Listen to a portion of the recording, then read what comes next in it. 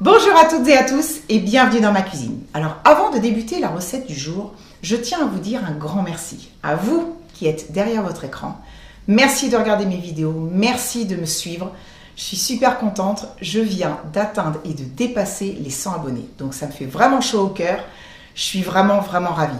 Donc en tout cas, j'espère que vous allez être de plus en plus nombreux à me rejoindre. Et si d'ailleurs vous êtes nouveau sur ma chaîne, bienvenue à vous.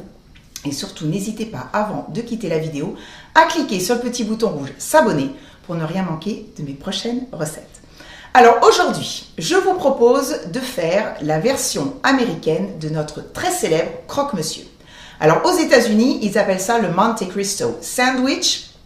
Vous allez voir, c'est super facile à faire, c'est super bon.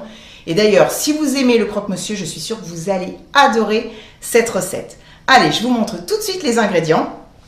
Alors, c'est pratiquement les mêmes que pour le croque-monsieur, à quelques exceptions près, bien sûr. Alors, il va vous falloir donc du pain de mie, mais vous pouvez également prendre du pain tranché de votre boulanger, du jambon blanc, du blanc de dinde, des tranches de fromage. Ici, j'ai pris du gouda. Ici, j'ai de la mayonnaise et de la moutarde. Et ensuite, il va vous falloir un œuf, du lait, de la crème liquide, du sel et du poivre. Voilà, donc on va débuter tout simplement par faire le sandwich. Vous allez voir, c'est d'une simplicité enfantine.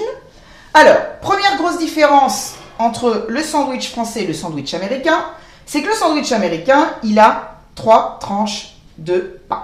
Alors, donc, je vais mélanger ma moutarde et ma mayonnaise. Et sur les deux premières, je vais en étaler une couche assez fine. Pas la peine d'en mettre 2 tonnes, hein.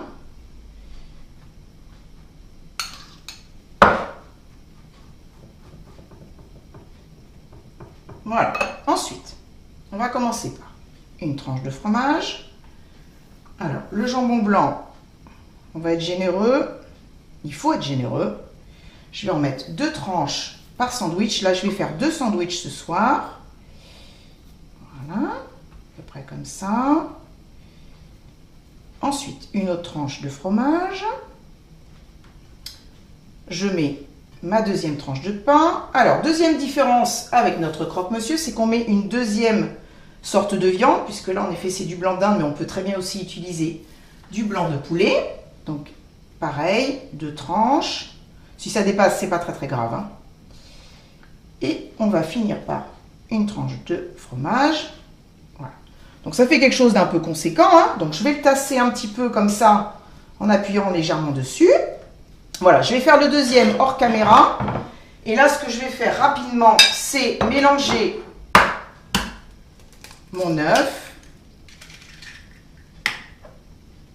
mon lait, ma crème, un petit peu de sel, du poivre. Et donc, je vais battre ça rapidement.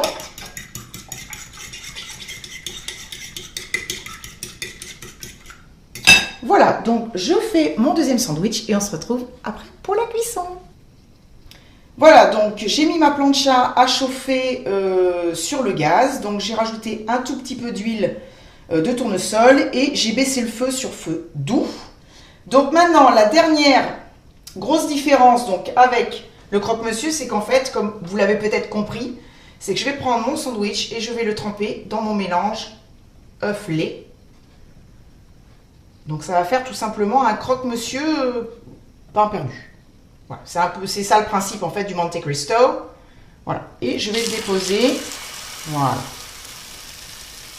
Donc je vais faire le deuxième aussi. Donc là, il va se passer, donc je vais le laisser cuire pendant 4-5 minutes par face.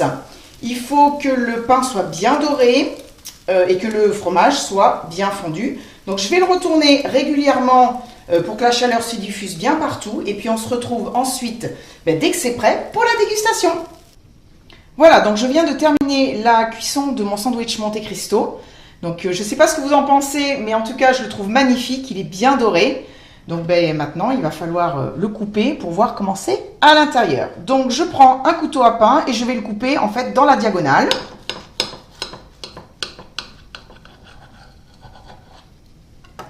Alors, voyons voir ça. C'est superbe. C'est superbe. On voit bien les couches de viande, donc le jambon et la dinde. Et on le sent au niveau du toucher que c'est très très moelleux. Oh, je pense que je vais me régaler. Allez.